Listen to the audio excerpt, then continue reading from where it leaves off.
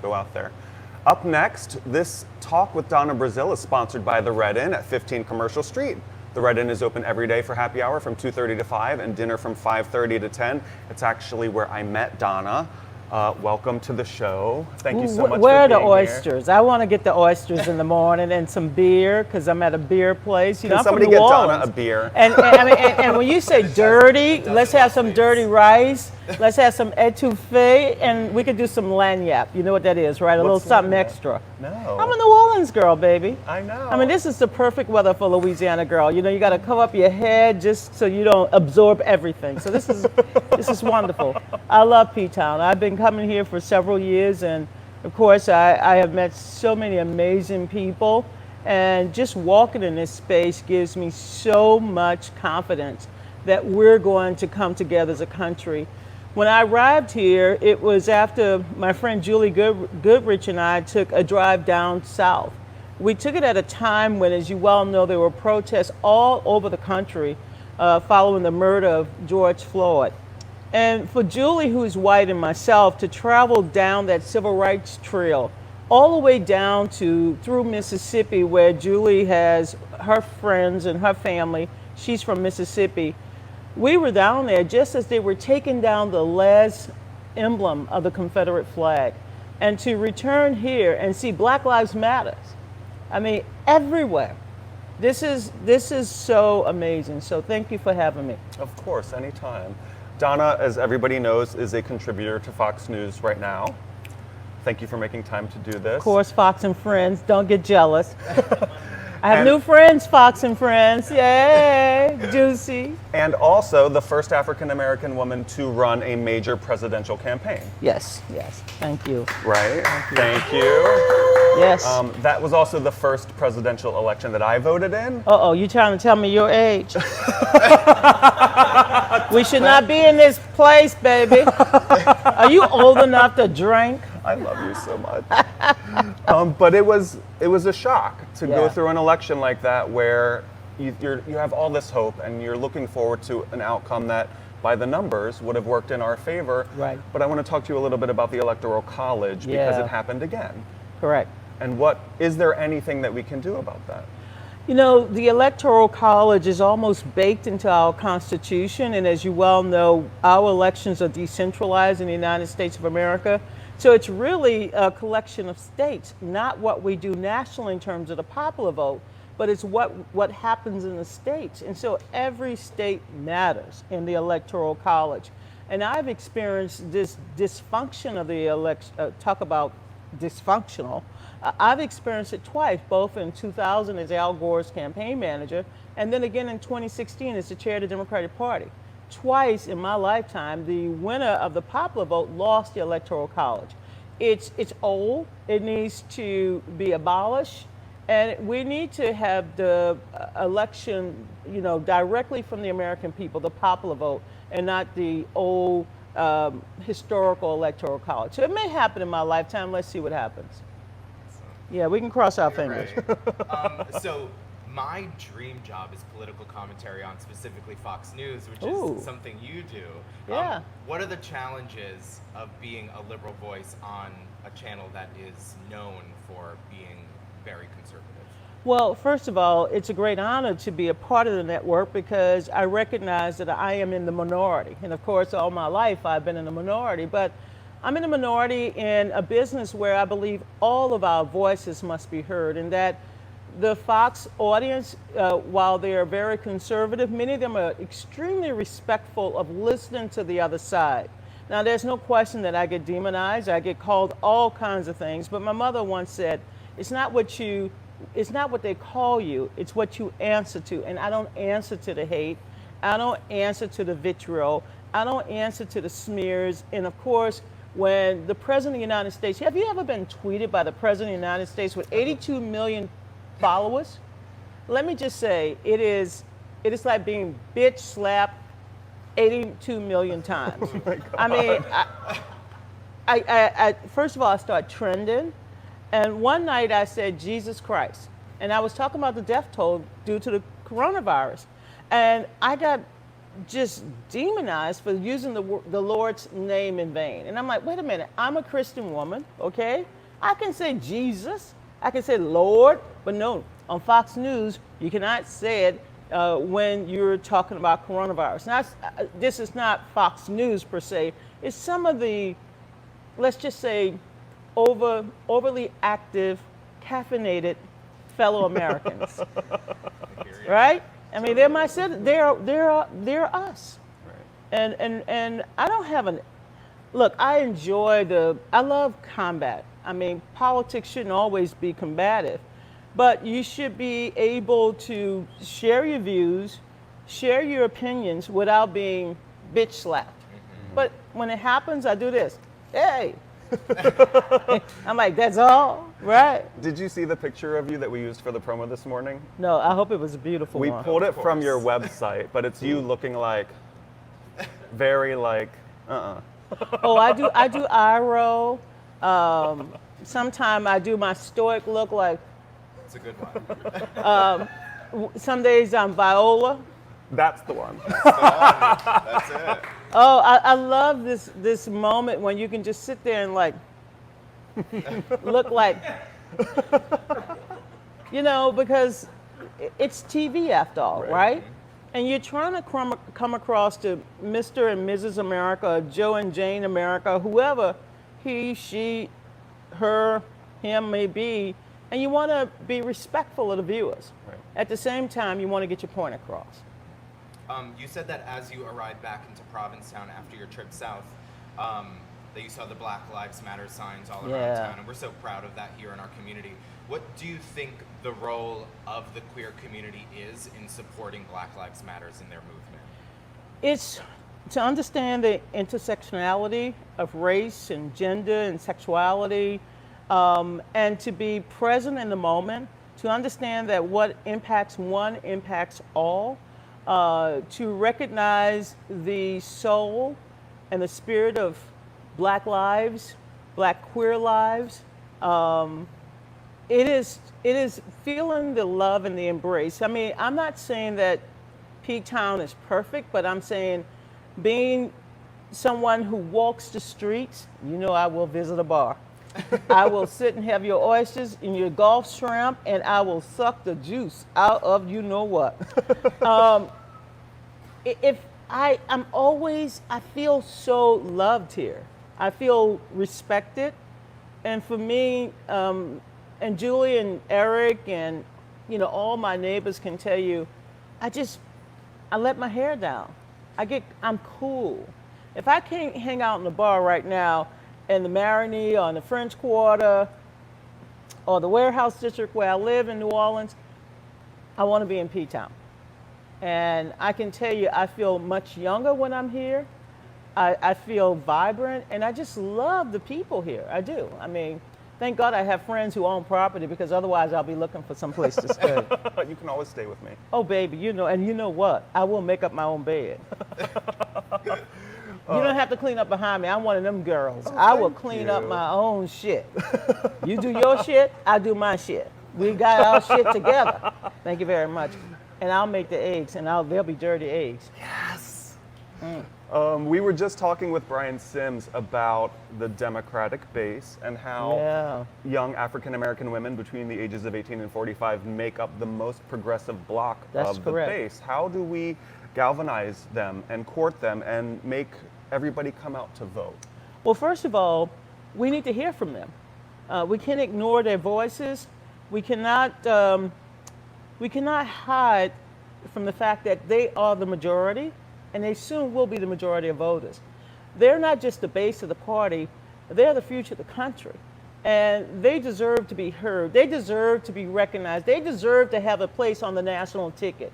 So I have been a strong advocate of Vice President Biden putting a woman of color, in particular a Black woman, on the ticket. I feel very strongly about that. I was there when Geraldine Ferraro was nominated. Of course, I've been there twice for Hillary Clinton. I saw Sarah Palin, on the Republican side. And why not a Black woman? Why not appeal to women based on what we look like and who we are? And when it comes to civic engagement, Black women are at the top of the list. We're not the largest demographic in American politics, but we're the most actively engaged. And if we take this responsibility, as we have over the last 2 decades, and we go to the polls, we will elect a president.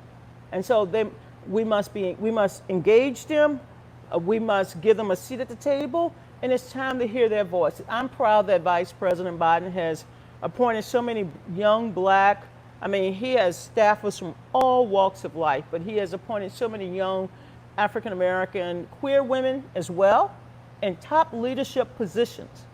And to me, that is gratifying. I remember the day back when I started, I was fighting for this. I wasn't given a seat. I had to bring in a folding chair. I was fighting for more people of color. I was fighting for openly gay and lesbian staffers. I was fighting to even get candidates to accept money from gay donors. Can you imagine? A dollar bill is green and people were like, well, I don't know. I'm like, there's nothing purple on it, trust me. And if it was purple, give it to me, I'll stuff it right here. But I remember when we fought for all of these things, and just in my lifetime, being in politics.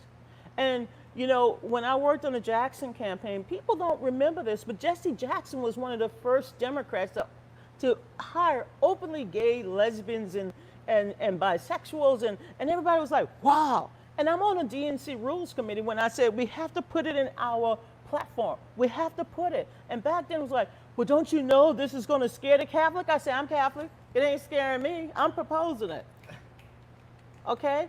So we've come far in this long march toward equality. And we cannot go back, but we have to march together. Because what impacts me impacts you. You are my brother. And I am going to stand up and fight and march.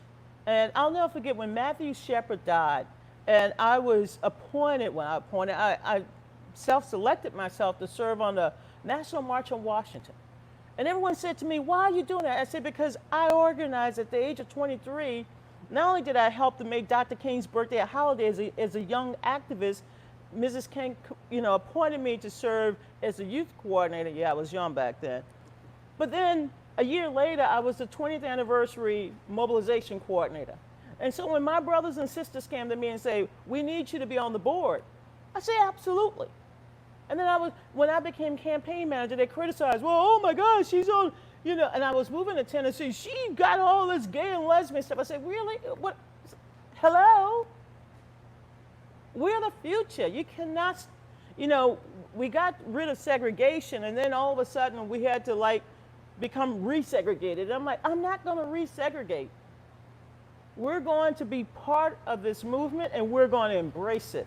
And luckily, Al Gore embraced it, the Democratic Party embraced it, so I wasn't in the background. But then again, 4 years later, I came out for gay marriage before the gay community did in terms of the national community. Everybody's like, oh my God, she's for gay marriage. I'm like, well, yes. Thank you. Love is love. Mm-hmm. And, I give credit to people like Coretta Scott King. I give credit to Eleanor Holmes Norton. I give credit to all of those who came before, including Bayard Rustin. Those who came before, they were willing to march. And they were not only marching for Black lives, they were marching for every American citizen to be treated with love and dignity and respect. And for me, that is who I am. I come out of that tradition, and I'm not going back.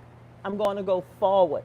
And I'm going to bring my gay brothers and sisters together with my Black brothers and sisters, my white brothers and sisters, my Jewish brothers and sisters, my Muslims. We have to march for equality for all. This is not about today I wear this mask and tomorrow I wear another one. It's every day I wear a mask that stands for the true colors of who we are as citizens. And that's who I am. And that's why I'm an activist. While we're on the topic of brothers and sisters, I need to ask you a little personal advice.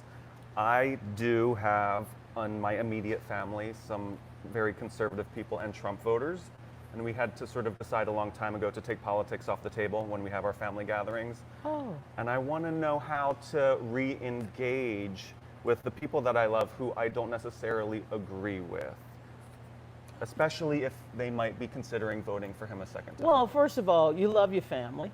We all do. Although We all have crazy uncles and some strange aunts. I know I do. I'm one of them now, Auntie Donna. First of all, continue to love them, continue to respect them, continue to disagree with them, but show them that you still love them. The one thing that I have struggled with some of my Trump friends is that they have this weird connection to Donald Trump. And sometimes it's not issue based. Right. It's not based on their belief in, say, the border wall or their belief in immigration reform. It's something else. And I have struggled. One of the reasons why I wanted to be part of Fox News was to hear that. And sometimes what I get back is anger. There's a lot of anger there for not, for whatever reasons. So I would ask you to listen, figure out what their anger is, and then try to communicate the love that you have, not just for them, but their concerns. Because some of their concerns are valid. Some of them, let's just say, we will not agree on some of those metrics. But I approach my Trump supporters with as much respect as possible. And I have to tell you, it's challenging, but I'm not willing to mess up my food and my meal and my drink. Right. With some bullshit. I mean, politics is often just people spouting differences and all of these absolute, but at the heart of politics is about our values. It's about our connection. It's about you and I being able to look at one issue and say, I can solve it by doing A, B, and C. You can solve it by doing D, E, and F. But if we cannot figure out the HIJK, Right. we can't get this alphabet soup to work. Then you have your little 3 ingredients, I have my 3 ingredients, and then we're sitting there and we ain't got no meal. So figure out the ingredients that enables us to make a meal. Because if we cannot do that, then we are going to be torn apart as a country. And I'm not going to allow one person with a huge ego and a huge personality to take away all of the good that we've done in this country. Just remember, just a few years ago, we came together to elect Barack Obama. And that wasn't just a black thing, that was an American thing. We showed our better angels that we can come together. And we did it twice. I mean, the first time I thought white people had lost their mind. I'm like, oh my God, what happened to white people? They lost their mind. I mean, we got a black president. We got a black president. I mean, who would have thunk it, right? White people lost their mind. What's going on with white people? But you know what? It was white people, along with black people and everyone else, that said, he is the change we want to see in ourselves. And we need to go back to that because that was a positive development. I think the election of Trump was a reaction, a backlash. Remember, Trump won by less than 80,000 votes in 3 states. And so we need to go back to where we were before Donald Trump. Because the country doesn't want to always look in the rearview mirror. We also want to be able to drive forward together. And by the way, I don't drive a 2-seater. I want everyone along. Yeah, well, I do have a 2-seater, but that's a private thing. I mean, my public car has a lot more space. I want to drive into the future with as many people as possible because we're being left behind as a nation under this president and his failed leadership. His inability to bring us together, to connect with us, to understand us, to respect us. And I have to say, I don't know if the president truly believes that all Americans are equal. Right. We're equal. And let's hope that we can do our job this fall and send him a big, nice pink slip. The only time I will attribute pink, which is a powerful color, the only time I can attribute my color to him, just give him a pink slip. Say bye. And he doesn't have to return to Black Lives Matter Plaza on 5th Avenue. He can go down to Florida because one day every street is going to be named after someone that is meaningful and impactful to the world and not just him. Oh my God, thank you so much. Save us a seat in your car, Donna. Oh, baby, let me tell you, y'all got a seat in my car. You have chairs at my kitchen table. You can come into my boudoir. Now, let me tell you about the boudoir. I have 2 turntables. I have so much music that, baby, if you want me to spin it, I can spin it. We do. And by the way, my knees may be bad, but for some reason they can still get down and get up, and I still shake this booty like something got to come off it. And I just keep my joy because it is the most unique quality that we are born with, because we're all born as talented humans. But the most unique quality is that we're born with joy. We have a cup. And the more you pour out, the more is poured back in you. And so I am going to continue to bring you joy. How's that? That sounds perfect. All right. Thank you Thank so you. much Oh. for being here. I'll see you later with the moistures, Yes, baby. you will. And look, and a shrimp. That's our show, guys. Thank you so much for watching with us and for waking up in Provincetown wherever you are. Thank you to all of our sponsors, Miss Molly, Jonathan at Live from Provincetown, all of our guests, Brian and Donna. Thank you guys so much. Thank you. Thank We'll see you you. next week.